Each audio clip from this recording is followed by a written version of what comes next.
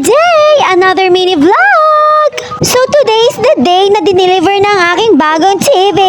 Medyo kabado 20 pa nga ako dyan mga mima kasi akala ko hindi magkakasya yung TV doon sa inayos kong lamesa para sa kanyang patungan. Of course mga mima, kung hindi yan magkakasya dyan sa may lamesa, sus ko po saan ko isasalpak yung TV na yan. Wow! Mabilis nga lang din na naging process ng TV mga mima, bali late upload ko na lang to. Para ang nangyari kasi dito mga mima, nag-apply ako diba halimbawa today, tapos kinabukasan siniyay ako, and then the next day, approve na. O diba? Anyways, ganun yata talaga kapag jutang. At ayan nga mga mima, nilagay na nila yung TV dun sa may lamesa. Buti na lang talaga at nagkasya, sus ko po. Mali dyan mga mima, pinakisuyo ko na rin kila kuya yung pagkakabit ng antena ng aking TV. And then ipinakonect ko na rin yung password ng aming wifi para naman sa YouTube ng ating TV. At dyan naman mga mima, ini-scan lang ni kuya yung program para sa TV. Alam niyo ba mga mima, isa rin sa dahilan kung bakit talaga naakit ako dito sa TV na to dahil sa kanilang promo. At ito yon, may free electric fan, o diba? So aesthetic. Yan sa kulay ng stand fan mga mima, wala talaga akong idea dyan. Bali sila kuya na lang daw namili para sa akin. Thank you kuya, ang ganda nang nabili yung kulay. Actually mga mima, bala ko din talagang bumili ng isang stand fan kasi nga iisa lang ang aming fan. So feeling ko para sa akin talagang promo na to, o diba? Utang pa more. Tingnan nyo naman mga mima, ang tatangkat nila kuyang nag-deliver sa scoop po. Muntik na silang hindi magkasya dito sa aming bahay. Anyways, after nilang ma-setup tong TV, pinagmerienda ko na rin sila kuya and then nagpaalam na rin silang umalis. Thank you po sa pag-deliver. Meron ng bagong TV ang Kuya Sandra at Bebu. And then fast forward na tayo mga mima, nung hapon, pupunta ulit ako ng bayan. Ihatid ko ulit si Father dun sa bayan at siya ay luluwas na naman. At ayan nga, nakasalubong ko pa si Tita Tina. Nagtitinda pala siya ng Turoners. Sayang nga at paalis ako. Ang sarap pa naman nun sa black coffee. Sabi ko nga dyan kay Papa, tara na kasi baka mamaya bigla pang umulan. Si Bebo pa naman natutulog mag-isa doon sa loob ng bahay. Takot pa naman sa ulan yun mga mima.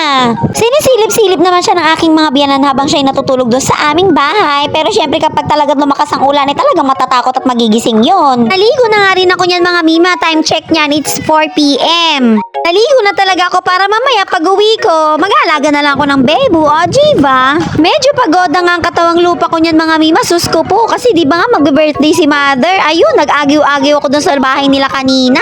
Naglaba din ako ng mga mabibigat na bedsheet para rin naman sa mga kanyang bisita na uuwi. O diba, I'm so mabait na Junakis. Charis! Pero kahit pagod, in fairness, aminin nyo, ang fresh ko. O diba? So bago pala dumiretso ng terminal si Father, dinaanan muna namin dito mima yung inorderan namin ng lechon para sa birthday ni Mother. O diba, sosyal. Yung lechon pala na yun mga mima, regalo ng Brother Richard para kay Mother. O diba, napakagalante talaga ni Brother. Nga pala mga mima, hindi rin pala namin alam kung saan nakatira si Kuya naglelechon. Buti na lang nung nandun na kami sa may highway. Nagkataon na naman na nagkita kami doon sa may kanto sa Skupaw. Kailangan kasi namin mag-down payment mga mima para sa aming order na lechon. Kaya kailangan namin magpunta sa kanyang lugar. Kaso nga lang, it's our first time. Pero buti na lang talaga nakita kami dun sa may kanto. Kasi medyo looban din yung kanilang bahay mga mima. Mahirap ding hanapin kung hindi mo talaga alam yung bahay ni Kuyang naglelechon. Kaya naman talagang yung happiness dyan sa mukha ko mga mima, kitang-kita nyo naman ay. At ayan nga mga mima, nasa aktuhan pa ng pagpunta namin dito. Meron silang po-order na lechon na niluluto. O diba, napakasarap. Sabi nga dyan ni Kuyang naglelechon, luto na daw to. Ready na for delivery. At ayan nga, iniiwasan ko lumapit mga mima, baka makyutan ako doon sa lechon makurot ko pa sa bandang batok, sus ko po.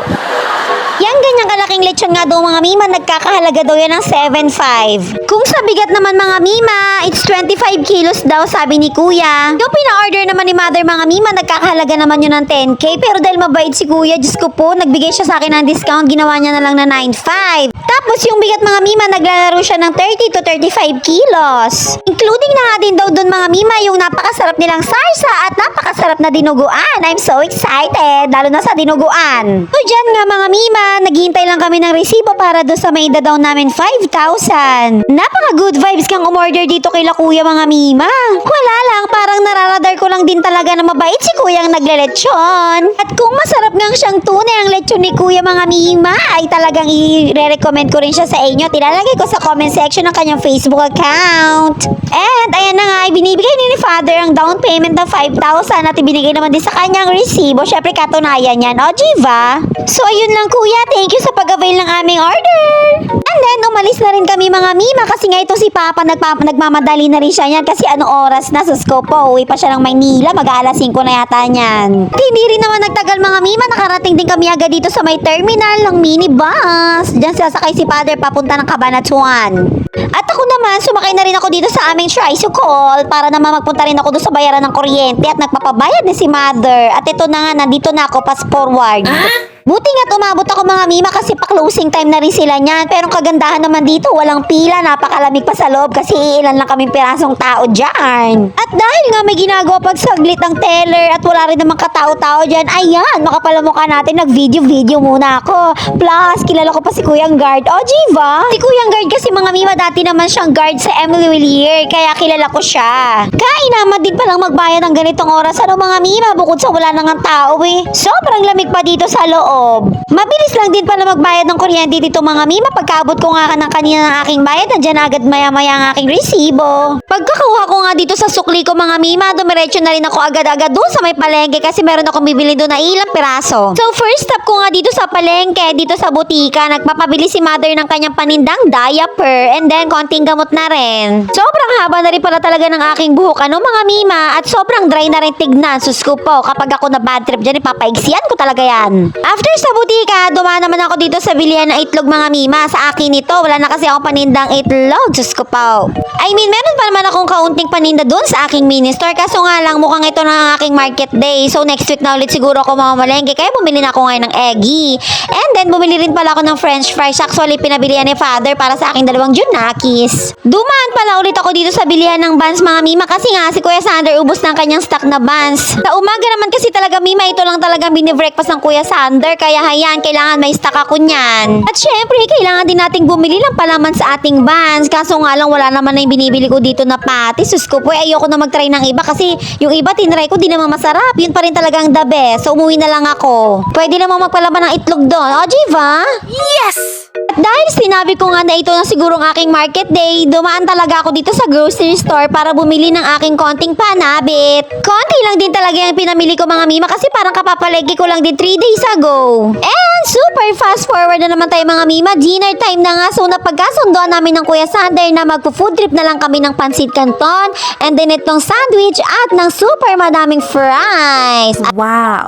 Yung fries mga mima parang Jollibee yung pagkakagawa ko niyan. Charis! Hindi na ako naglagay dyan ng cheese mga mima. Asin-asin na lang. Mas gusto ko pa nga yun. Mas masarap. At syempre sa ating fries meron tayong deep na ketchup. Tingnan nyo nga naman si Bebo kung paano magpa-cute sa camera. Sus ko po. Paborito ni Bebo mga mima yung fries. Bali ang kakainin dyan ni Bebo mga mima yung french fries at saka yung Pansit Canton. Doon sa may burger di ko na siya ginawan kasi hindi niya naman gusto yan. Minsan talaga may ganito lang kaming trip ng Kuya Sander. Ayaw namin kumain ng kanin. Yung ganito lang parang magpo-food trip lang. Dito na nga lang din kami kumain sa sala mga mima kasi sinubukan naming manood sa YouTube dito sa TV.